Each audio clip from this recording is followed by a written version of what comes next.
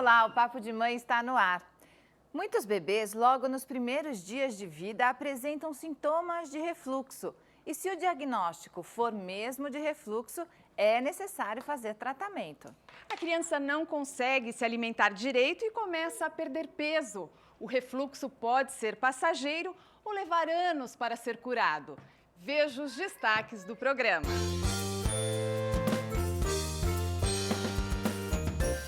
Quando o bebê dá aquela famosa golfada, dá para identificar se ele tem ou não refluxo? E quando ele vomita, um soluço pode ser refluxo? Aqui nas ruas, muita gente ainda fica em dúvida quando o filho não segura o leite. E a gente sabe que criança é muito mais disciplinada do que nós, adultos. Com certeza. E aí, quando tem aquele abuso, aquele deslize, excesso de comida, às vezes até de uma bebida no final de semana, ele grita? Grita. Então, para que ele grite menos, eu já tenho algumas medidas. Primeiro, preventivamente eu aumento a dose do remédio. E na hora de dormir eu elevo mais ainda a cabeceira da minha cama, chegando ao ponto de, às vezes, dormir quase sentado. E a gente sabe que às vezes não é só o leite, pode ser também a comida, né? E tem lugar do Brasil que fala regurgitar, outros lugares falam golfar. Bom, a gente vai conhecer as mães que vieram participar hoje aqui. Estão aqui a Elijane, a Larissa e a Karina. Obrigada. Já tem alguém chorando. Você quer a mamãe? Vem cá. Pode ir lá com a mamãe, vai lá com a mamãe. Vem. Ele tá brincando lá. Pronto, tá no colo da mamãe? Tudo bem? Quem é esse, Elijane? Esse é o Cadu. O Cadu tem quanto tempo? O Cadu tem 1 ano e 10 meses e ele que apresentou o refluxo, né? Com 4 meses ele começou a voltar a regurgitar bastante o leite e seguida do leite era o soluço. E aí nós fizemos o exame e foi diagnosticado. E hoje ele trata, então, o refluxo? Hoje não mais, hoje já foi controlado, nós utilizamos o Label e o Motillium, né? São os medicamentos por um tempo. E agora só com alimentação mesmo. Mas então ele ainda precisa de um controle para não ter o refluxo, é isso? E na época que surgiu o refluxo, ele tinha outros sintomas? Assim, ele ficava irritado, ele não dormia? Atrapalhou muito o assim? sono, a questão do soninho, ele não conseguia, ele acordava muito irritado, né? Então, se você mudava ele de posição, ele conseguia adormecer, senão ele ficava à noite em claro. Agora é legal a gente esclarecer, porque assim, nem toda criança tem soluço, tem refluxo, É verdade, né? olha. Também participam do papo o Dr. Jorge Uberman, pediatra e neonatologista do Hospital Albert Einstein, e a doutora Ana Cristina Fontenelle Soares, gastropediatra do Hospital Infantil Sabará. Obrigada pela presença de vocês aqui no Papo de Mãe. Doutor, isso que a Mariana falou, muitas crianças regurgitam, né? O que é o regurgitar e qual é a diferença da regurgitação e do refluxo? A primeira ansiedade da mãe é quando ela vai ter um nenê, o que ela acha? Que ela vai dar de mamar e ele vai dormir em seguida. E o primeiro sintoma do refluxo não é nem tanto a regurgitação, nem o golfar, nem soluço, nem nada disso. O primeiro sintoma é a briga com o peito. O que acontece? Eles deviam ter isso desde pequeno. Ele mamava um pouco, 5 minutos, 7 minutos, aí começava a brigar com o peito. Ou se não estava tomando peito, mamadeira, brigava com a mamadeira, porque ele está com fome, mas está voltando um pouco do leite com o suco gástrico que está ardendo aqui. Aí eles arqueiam, eles fazem a posição para a dor sair, por isso que eles ficavam desse jeito, né? E às vezes pode vir os sintomas, que são o quê? Vomitar, soluçar, porque tem criança que tem refluxo, doença, tem que especificar muito bem uma coisa. Existe o refluxo que a maioria das crianças tem, que é uma imaturidade do esôfago. Agora, a doença do refluxo gastroesofágico é uma coisa grave, não permite que a criança ganhe peso, leva a anemia, pode levar sibilos, pode levar problemas respiratórios, otorrinolaringológicos. Então, o primeiro, que a mãe, que eu acho que a gente deve passar? Veja como seu bebê mama. O primeiro sintoma é esse. Isso se o pode teu bebê acontecer nos mama primeiros 20, dias de vida, doutor? primeiro dia de vida já pode acontecer. Agora o senhor... É raro, mas pode acontecer. Mas ela tem que estar atenta no modo que ele mama.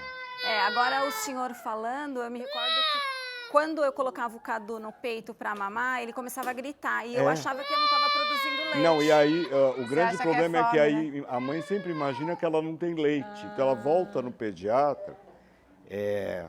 Quando eu tenho isso lá no consultório, o que eu faço? Eu vejo a amamentação, eu peço para a mãe dar de mamar lá no consultório. E aí sim, eu sento com ela, porque realmente, para quem vê, é desesperador. Porque pode Porque até a criança prejudicar. começa a comer e você vê que a mãe tem leite, a mãe aperta o leite, aquele esguicha, sai, tem leite à vontade. Mas a criança, ela briga com aquilo. E daí até Aquilo é o primeiro prejudica a sintoma. amamentação, né? Aquilo é o primeiro sintoma. Aí o que a gente recomenda? Fracione a sua dieta.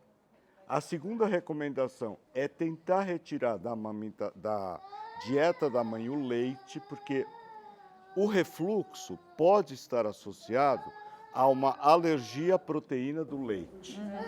Ele Que pode estar, não necessariamente está. Não necessariamente, mas pode estar. E, doutora, aí como é que é o diagnóstico mesmo, para saber se é esse refluxo passageiro, né, ou se é um refluxo doença mesmo, para que Eu acho que é importante salientar que, assim, que a grande maioria dos casos de refluxo no bebê, ele é o que a gente chama fisiológico. É aquele bebê que vomita e está sorrindo. Isso é a grande maioria. A doença do refluxo, que a gente sabe que é o sintoma causando refluxo causando sintoma, e isso é uma pequena porcentagem. E o diagnóstico, na maioria das vezes, ele é clínico. É isso, a mãe conta a história, o médico examina a criança e ele já consegue fazer uma associação que aquele sintoma que a criança está apresentando, ele é decorrente do refluxo. Tá? Agora, tem exames também com contraste? Tem exames, assim, o exame mais solicitado para refluxo é o exame contrastado, né? Então, que a criança toma uma mamadeira com o bário, que é um contraste, e faz uma série de raio-x. Então, vê o esôfago, vê o estômago, vê o duodeno, e no final, o radiologista, o técnico, ele coloca a criancinha de cabeça para baixo, comprime o abdômen para ver se tem refluxo. Qualquer criança que tem uma imaturidade da válvula, se você colocar de cabecinha para baixo, apertar o abdômen, ela vai ter refluxo. Então, o que a gente salienta é que a presença de refluxo nesse exame, ela não é diagnóstico. Por que a gente pede esse exame?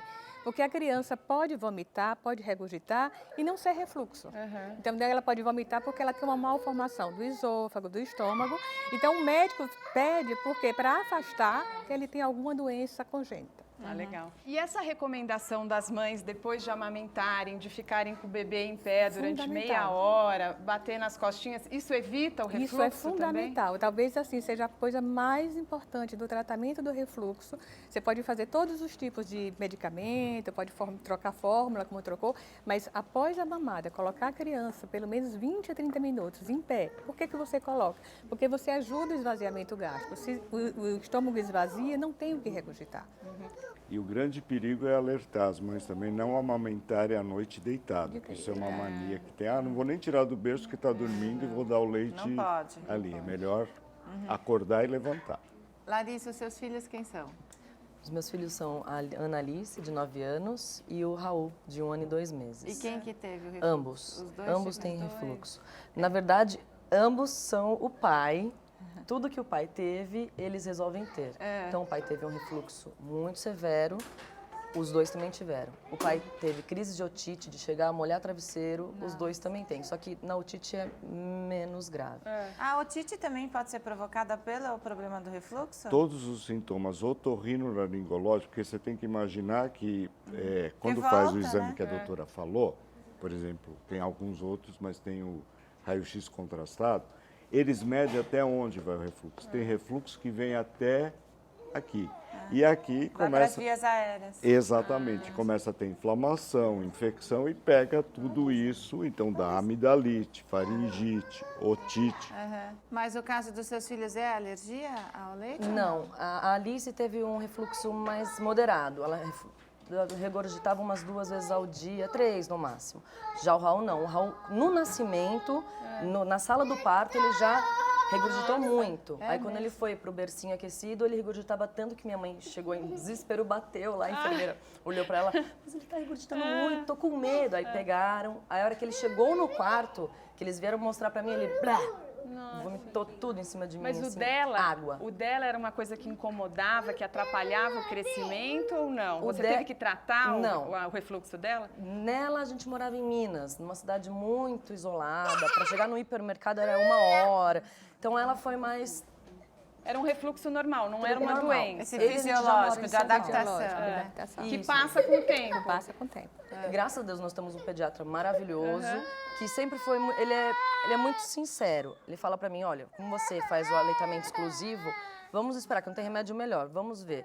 O Raul regurgitava muito. O dele era mais Era frequente, toda né? mamada. E aí, como a doutora falou, eu realmente ficava com ele no colo de dia, e na madrugada. Que a gente geralmente sentado assim, apoiado no neném no...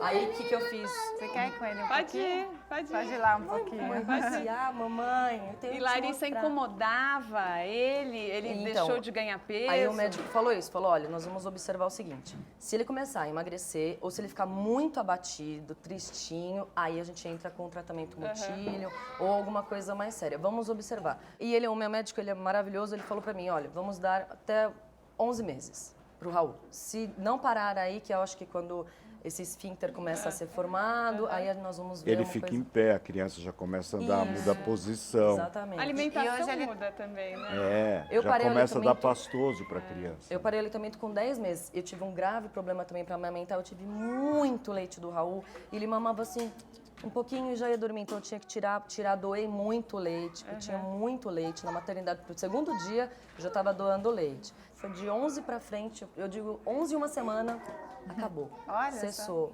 Depois a gente vai até falar mais sobre alimentação. A Karina é mãe da Flora, né? Que tá aqui. A Flora tem quanto tempo, Karina? Vai fazer 10 meses a semana que vem, tem 9 meses e meio. E no caso da Flora, acho que é isso que o doutor comentou, ela tem alergia ao leite, né? Conta pra gente Tem. como é que Ela foi. começou com refluxo quando ela tinha... Bom, ela sempre regurgitou muito. E as mamadas eu demorava 1 hora, mais ou menos, né? Porque eu fazia... Ela complementava, então ela mamava o peito, mas não mamava, né? Então era bem difícil. E aí eu comecei... Com 1 mês ela deixou o peito, né? Por causa da mamadeira. Porque ela já entrou com complemento no hospital. Porque esse estresse da amamentação, a criança não mama, não sei o que, acaba prejudicando mesmo, né, doutora? Aí ela tomava, então, eu tirava leite, então eu fiz isso durante 6 meses. Eu tirava o leite na máquina e colocava na mamadeira. Então eu dava o meu leite depois, uma mamada era o meu leite, outra mamada era a mamadeira. E ela ela regurgitava muito, só que depois de um tempo ela começou, ela vomitava o leite. Então ela tomava, ela fazia blop, e saía todo o leite, né? Daí eu comecei a ficar preocupada, apesar dela estar ganhando sempre muito peso, porque ela sempre ganhou muito tempo, sempre foi super esfomeada, ela começou a vomitar muito. E aí o pediatra dela entrou com motílico label e eu dei isso um bom tempo. Aí depois ela começou a apresentar sangue nas fezes. Aí com esse outro, porque ele falou, olha, pode até ser alergia ao leite, só que a gente vai ter que esperar um pouco, porque não dá para saber, né?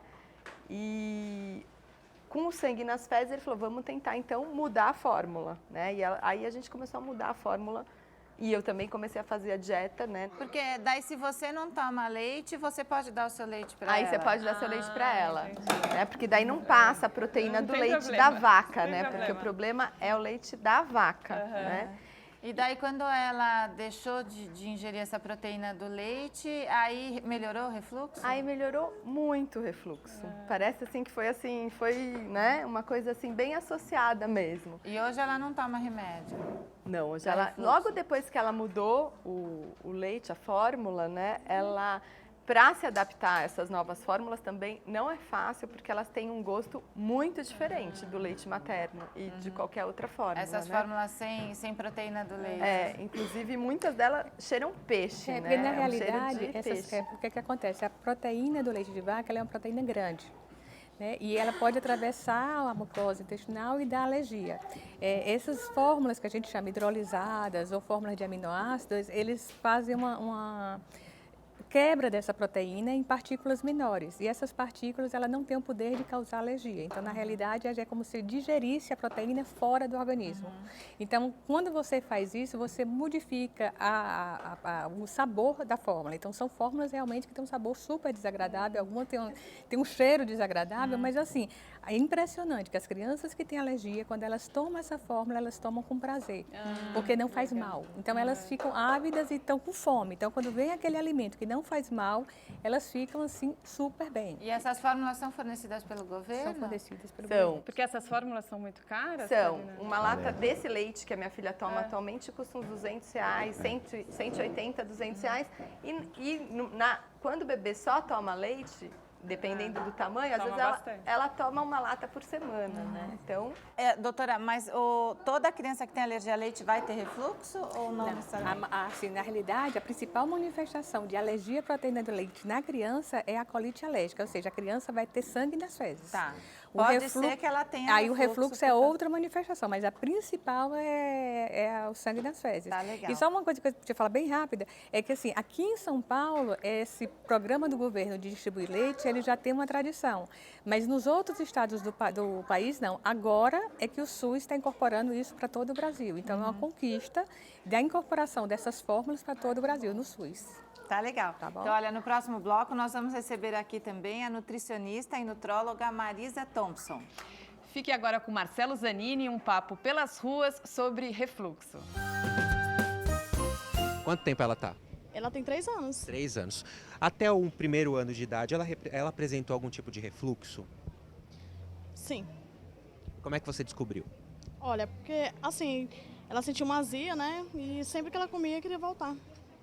Né? Horas depois, aí saía tipo uma massinha branca, aí a gente percebeu que era refluxo. A minha primeira filha teve refluxo, aí eu pensei que ela também ia ter, mas não. Aí agora, como ela tá com 4 meses, eu acho que ela não vai mais apresentar.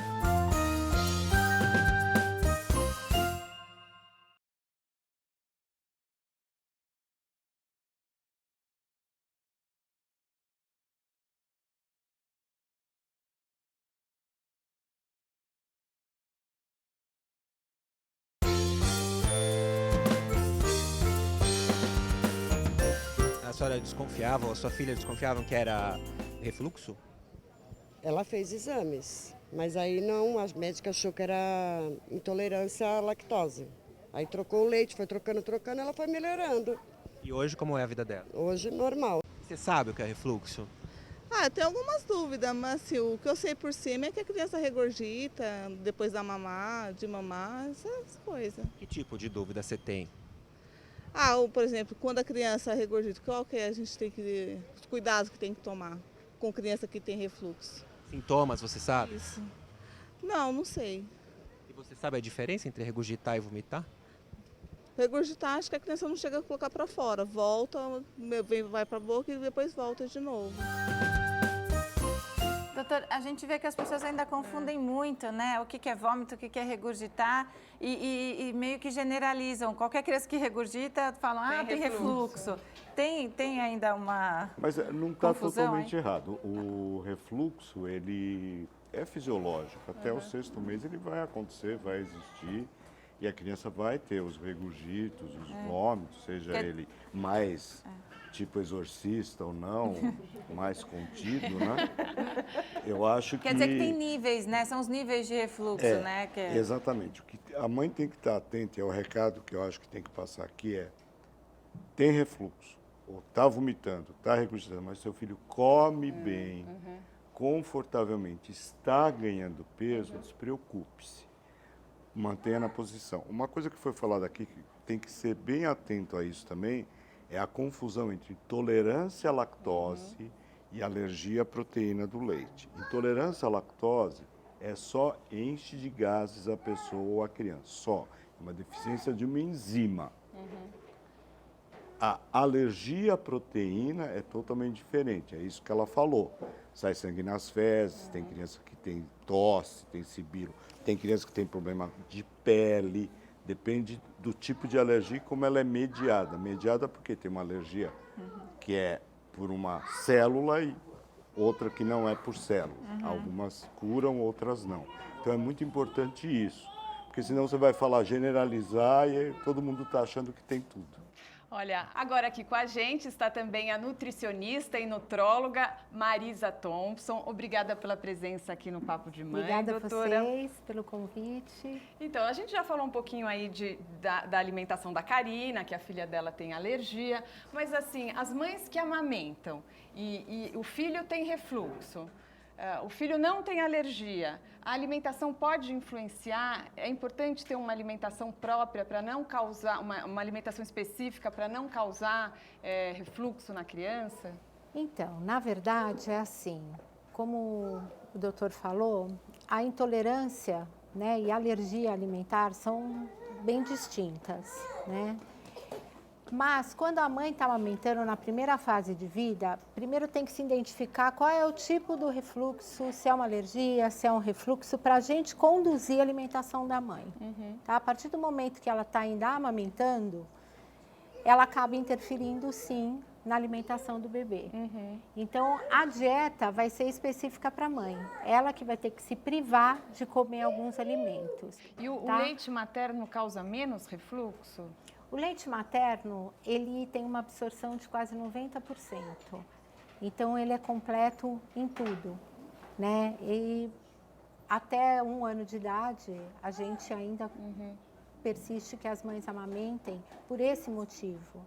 Porque com o desmame, a alergia às vezes aparece. E aí começam os grandes problemas da alimentação da criança, né? Então, a gente costuma, assim, pedir que amamente o máximo que puder, né? E a tranquilidade, o ambiente, a situação que você está amamentando o seu bebê vai fazer com que ele mame com mais tranquilidade. A sucção é muito importante, tá? Para essa parte do... Mas ele causa menos refluxo? O leite materno? Ou não tem?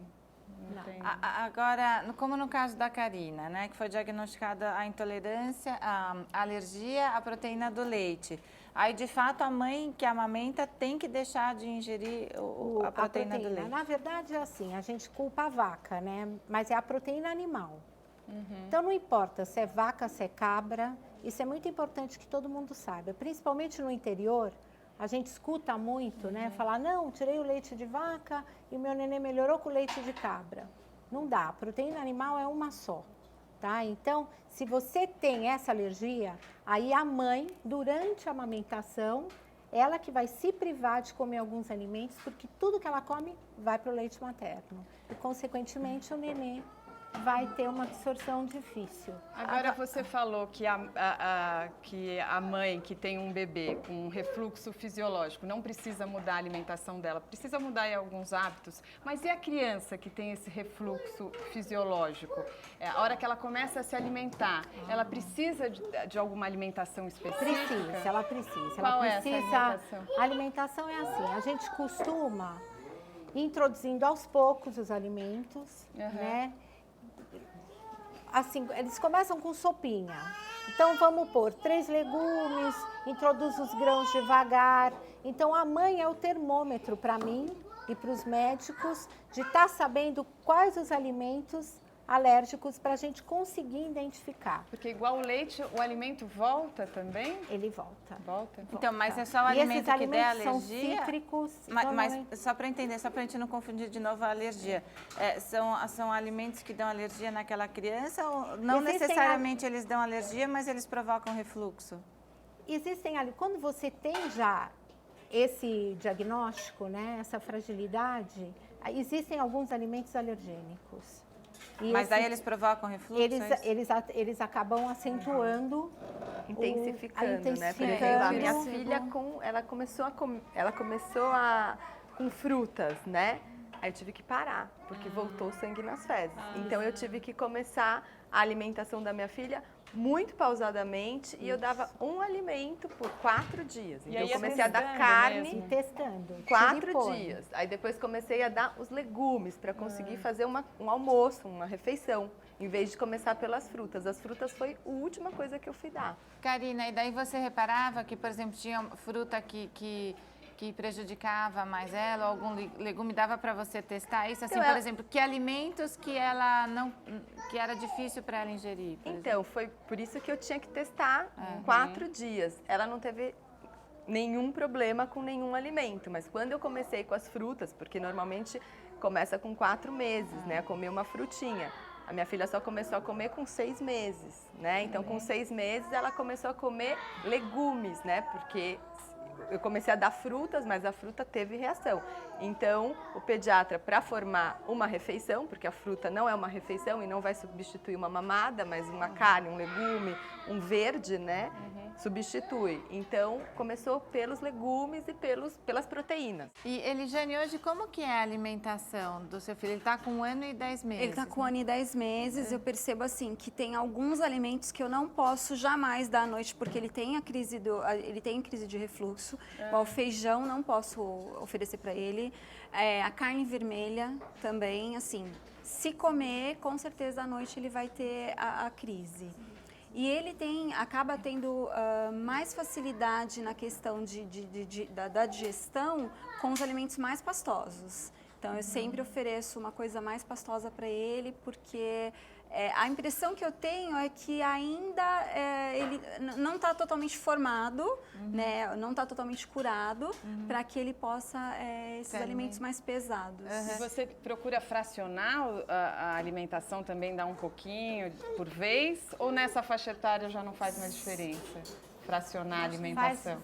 Faz diferença. É importante fracionar. Você procura fazer isso? Sim, ele alimenta de 3 em 3 horas, então cada dia é uma coisa diferente, né? Procuro não... Mas eu ofereço de tudo, dentro de um limite. Por exemplo, quando ele pede a repetição, porque às vezes acontece, eu ofereço uma outra coisa, porque eu sei que se ele comer em exagero, ele vai ter a crise de refluxo. E também não pode ficar muito tempo sem comer. Não pode. Né?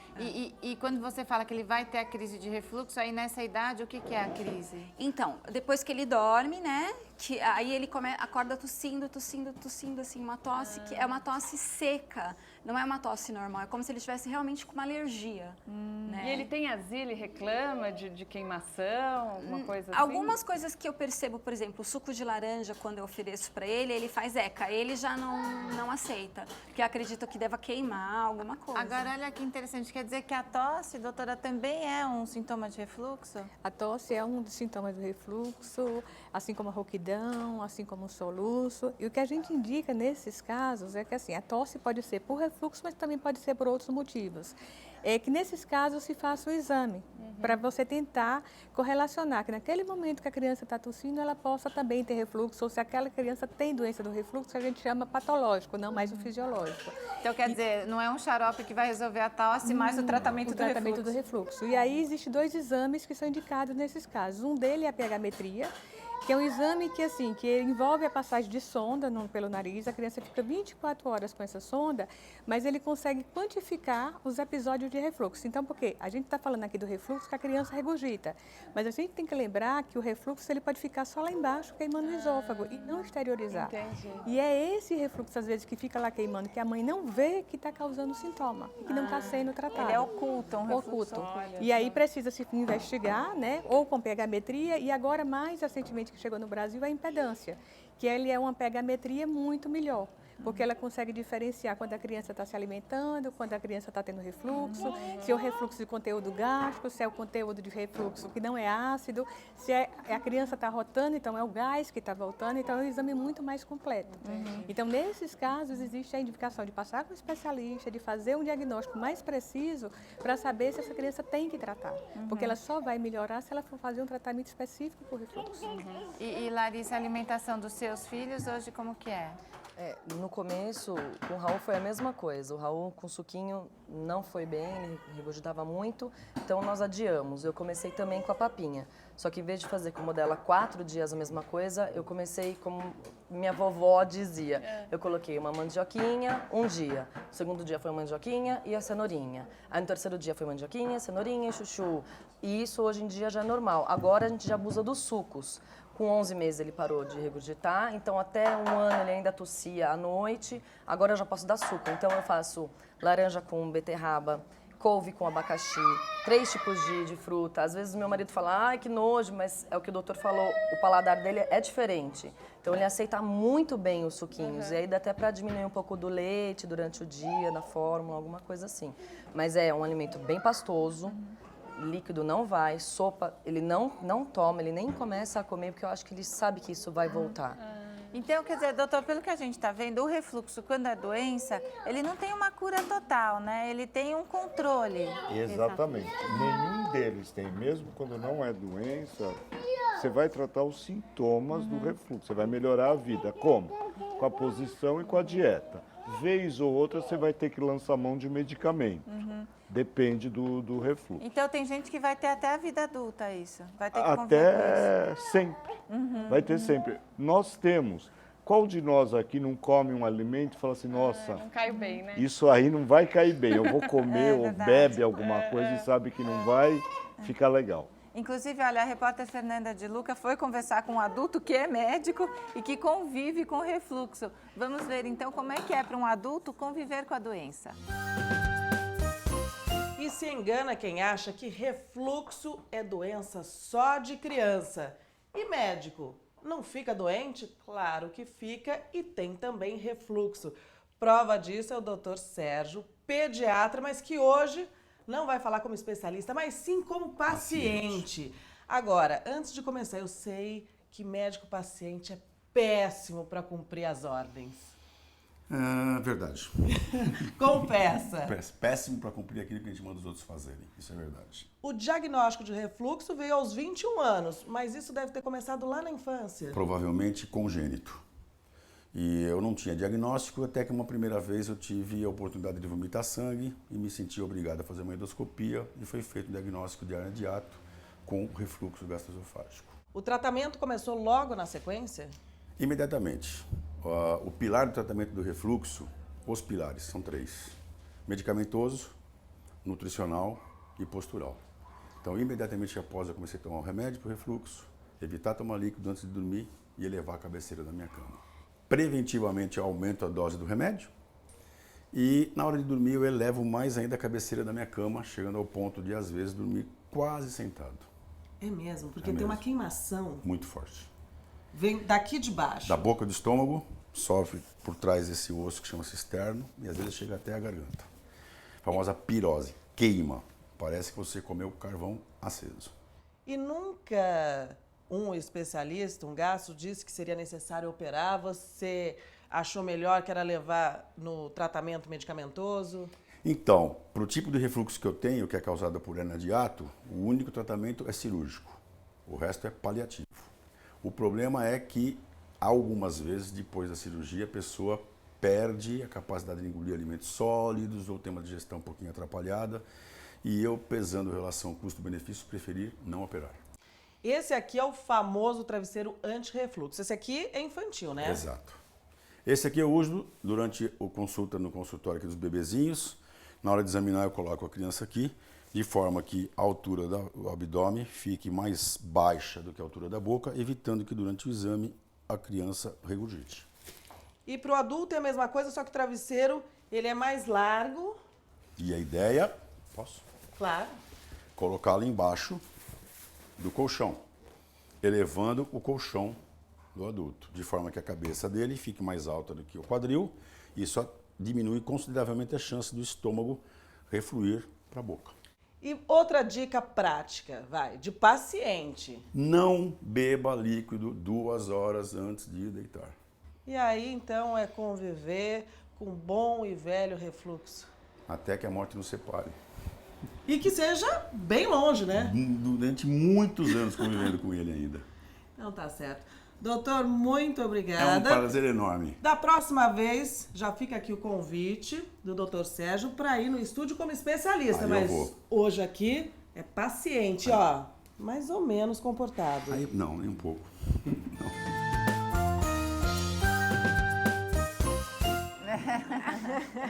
Ainda bem que ele encara com bom humor, né? E ó, meu pai e minha mãe são médicos e eu sei que são péssimos pacientes. Não se cuidam como deveriam. Mas, doutor, então a gente viu, né, na reportagem que existem casos de refluxo que têm indicação cirúrgica. Nesse caso a gente viu que ele falou que ele tem uma hérnia. Então ele teria que corrigir essa hérnia e junto com essa correção fazer a cirurgia anti-refluxo. O que é a cirurgia anti-refluxo? Na realidade, você pega uma parte do estômago e dá uma volta em torno do esôfago e prende. E o que é que ele está falando? Que depois muita gente que faz, principalmente em adulto, em criança já é mais difícil, fica com dificuldade de alimentar, fica com o que a gente chama de disfagia. Porque se o médico aperta demais, o alimento não consegue passar.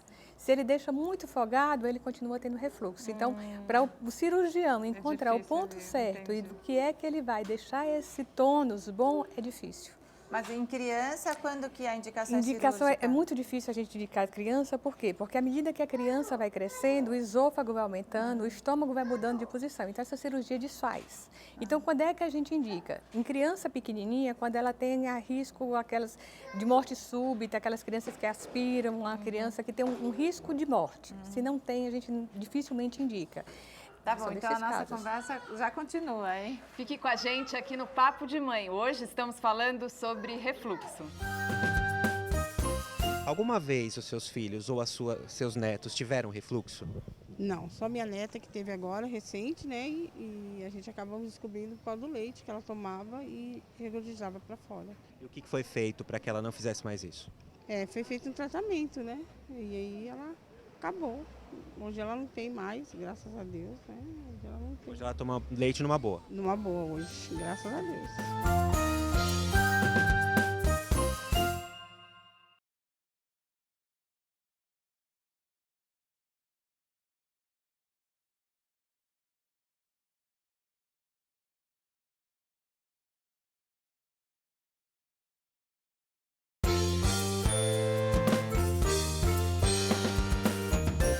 Como é que você descobriu? Então, ela já teve um problema, ela já nasceu com uma formação, ela tem fibrose cística e ela tinha muita incidência de vômito. Toda vez que ela digeria alguma coisa, voltava. E quando é que você soube do diagnóstico realmente de refluxo? Quase um ano, quase com um ano de idade. A Isabelle Vitória alguma vez apresentou refluxo? Já. Como é que você descobriu?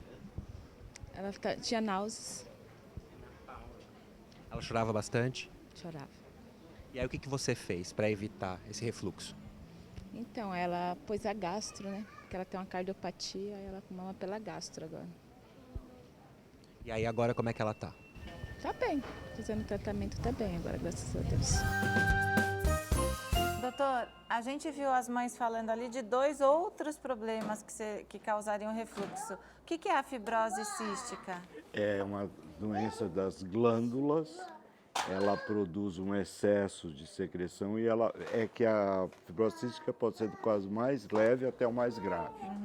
Mas o grande problema é que ela produz muita secreção. São crianças que tossem muito, que produzem muito suco gástrico, E daí provoca o muito refluxo problema de secreção pulmonar, não consegue evacuar porque as fezes são muito endurecidas. E isso pode provocar refluxo, mas por excesso da produção de ácido clorídrico. E a gente ouviu outra mãe falando de uma cardiopatia, que também pode... Então, na realidade, essa criança tem uma cardiopatia e ela também tem uma neuropata. Então, aquelas crianças que têm dificuldade para se alimentar, que têm distúrbio de deglutição, então elas aspiram com frequência, não conseguem se alimentar e ganhar peso. Então, para essas crianças, está indicada a alimentação pelo estômago. Então, coloca uma sondinha e a alimentação é feita pelo estômago. E aí reduz o refluxo. Agora, o refluxo a gente tinha comentado, né? Quando a criança tem um refluxo forte, ela aspira isso, pode ir para o pulmão e daí causar outras doenças como pneumonia. A criança, assim, principalmente o bebê, ele tem o que a gente às vezes chama de incoordenação. Ele não consegue bem, para a pessoa deglutir, ela tem que fechar a traqueia para o leite e para o esôfago. A criança, às vezes, tem essa incoordenação. Então, tanto na deglutição, ela pode se engasgar, como ela pode refluir e se engasgar também com refluxo. E isso para o pulmão dá o que a gente chama de pneumonia aspirativa. Mas é importante salientar que a pneumonia aspirativa ela é muito mais frequente no prematuro, no neuropata, do que na criança saudável, que não tem nenhuma outra comorbidade, que a gente chama. No bebê, existe o que a gente chama do risco da morte súbita. Então, a Sociedade Americana de Pediatria, todas a Sociedade Brasileira de Pediatria, o Ministério da Saúde recomenda que criança pequena durma de barriguinha para cima. Para cima. Ponto. Porque existem várias posições que podem melhorar o refluxo, mas pelo risco de morte súbita, não se recomenda nenhuma dessas posições, a não ser se a criança for ficar de decúbito lateral direito, a mãe fica o tempo inteiro observando. Do lado. Marisa, eu fiquei com uma dúvida quando a Elijane falou, né, e você também, que eles precisam comer uma comida mais pastosa. Sim. Mas, quer dizer, porque não pode ser tão líquida isso, mas é importante que a criança coma uns pedacinhos da comida também, não pode ser sempre só uma papa. No caso dela, em específico, é assim, quando você tem muito suco gástrico, para a gente fazer com que ele acalme, você come sempre uma coisa seca primeiro, o líquido vem após. Então, provavelmente foi essa instrução que o pediatra deu para ela. Entra sempre com o sólido, pastoso, para dar uma acalmada e depois a gente vai iniciando com o líquido. E isso pode ser na mesma refeição. Então, mas a minha dúvida é, também não pode ser só alimentação pastosa, a criança precisa comer pedaços? Não, precisa comer verdade, pedaços, mas a gente vai introduzindo aos poucos. Porque assim, a mãe é o nosso termômetro. Eu posso falar para ela, ó, tem que ser assim. Não, não existe isso. O filho dela é diferente do dela, que é diferente, entendeu? Cada criança, ela apresenta uma resposta ao tratamento. Eu até hoje opto pelo pastoso, porque o pediatra fala, quanto a isso de pedaço, isso vai vir. É, vai começar uma hora a ele sair vai comer. dentes cada vez mais, então isso vai vir normal. O que importa agora é que ele se alimente, que ele ganhe o peso, que ele fique na curva. No caso do Cadu, ele come as coisas em pedaço, mas a comida lá não pode ser muito seca. Por exemplo, eu não amasso o arroz, não amasso o feijão, mas tem sempre assim um purezinho, um caldinho de feijão, para que a comida não fique totalmente Fique mais seca. úmida. Fique mais úmida. No caso do Raul, ao exatamente. contrário, eu bato tudo. Eu bato o macarrão, porque se eu dou o macarrão em pedaço, ele come. Só que ele come um X porções. Se eu bato, ele come o dobro. Então eu prefiro que ele coma. A última refeição, normalmente a gente, né, para as mães, a gente faz junto com elas, né, um cardápio específico para cada criança. E aí a última refeição, a gente pede para dar um espaço de pelo menos 2 horas antes dele dormir. Então coloca na posição de cúbito ou no bebê conforto, né, dependendo da idade, para depois ir dormir. Vocês evitam dar líquido antes das crianças dormirem, como o médico falou que ele faz? Então, na verdade, ele tem o leite, tem a última mamada, então não tem. O que eu faço em casa, ele toma a última mamada sempre 1 hora, 1h30 antes de ir pro berço. E ele tem que ficar sentado bastante tempo, né, para que dê uma sentada. E o colchão dele é sempre elevado, mais elevado. Agora, Karina, que a Flora ainda é bebezinha, deve ser difícil isso, porque bebê normalmente mama e dorme, né? Ou come, porque dorme várias vezes ao longo do dia. Eu acho que para o bebê, até acho que foi importante que o doutor falou, a questão da mamada mesmo, porque são poucos pediatras, aliás, acho que é o primeiro que eu conheço que acompanha a mamada, né? Isso é muito importante mesmo, porque a mãe que tem refluxo ou que tem alergia, enfim, que tem esse sintoma, é nesse momento que isso tudo acontece, né? Que mama, que arrota, que depois tem o refluxo, ou que vomita logo depois da mamada, né?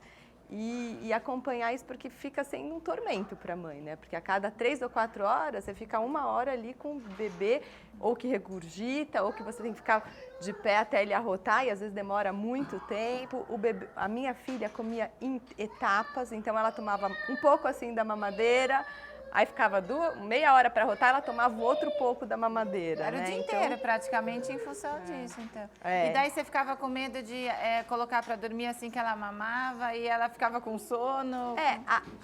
Ela mamava, eu ficava muito tempo em pé, toda a madrugada, então eu ficava assim, era um sacrifício muito grande, eu não colocava mínimo 20 minutos, e contado no relógio ali, né? E depois, e a mamada era um tormento mesmo. Quando era no peito, né, ela não pegava, saía, voltava, dormia, aí regurgitava um pouco depois. Quando ela deixou o peito, e mesmo era leite materno, ela vomitava todo o leite. E muitas vezes a criança incomodada, reclamando, É, chorando. mas é que a grande angústia que é? Elas sempre associam com falta do leite, porque elas falam assim, olha, está mamando, mas não está satisfazendo, doutor, não está satisfazendo. Não tá.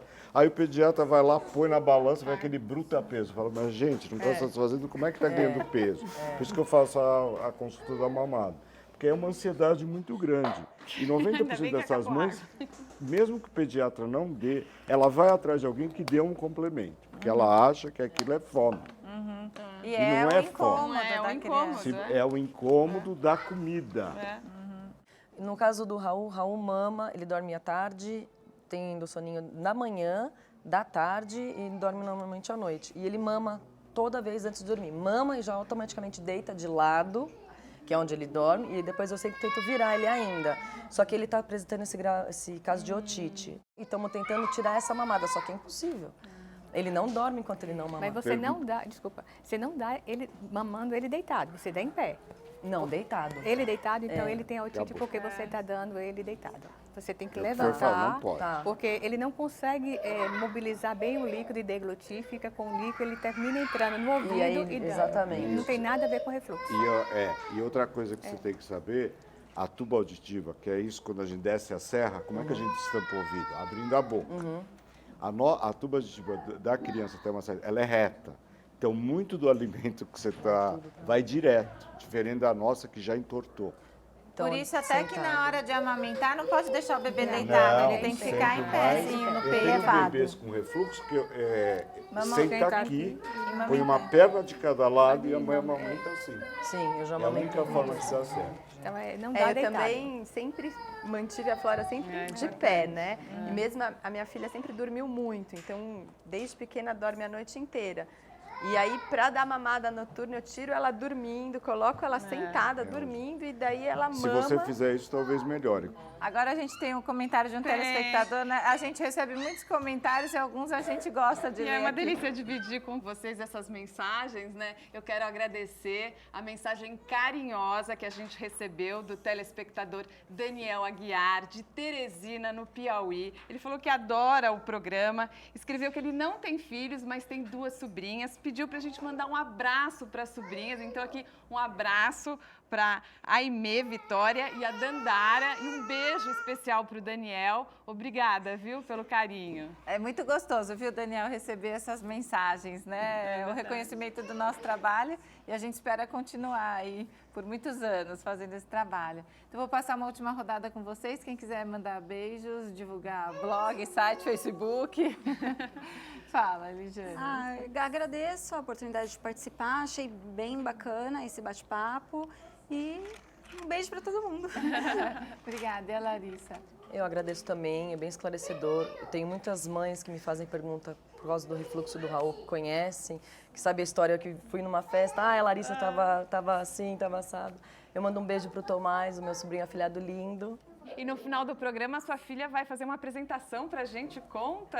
Eu tô muito orgulhosa, estou muito orgulhosa. A Ana Alice foi selecionada para ir para Portugal representar o Brasil nas Olimpíadas, né? O Mundial de Ginástica Acrobática. Ai, que legal. Eu tô Quantos muito anos feliz. que ela tá mesmo? Ela tá com 9. Ai, futuro das Olimpíadas. E é um dos poucos, eu acho que hoje é o único casal que tem, que é a dupla mista, né? O menino e a menina. Nós temos muito trio de meninas, grupo de meninas. Então, um beijo também pro Nelson e pra Daisy. Obrigada. Ai, quem sabe ela vai para as Olimpíadas também, né? Olha, é o sonho dela. Se perguntar pra ela, a meta dela é essa. Então, a gente incentiva. E ela ganhou um campeonato importante. Ganhou agora o Paulista e ganhou medalha de ouro com a dupla dela. Que legal, parabéns. Obrigada. E a Karina?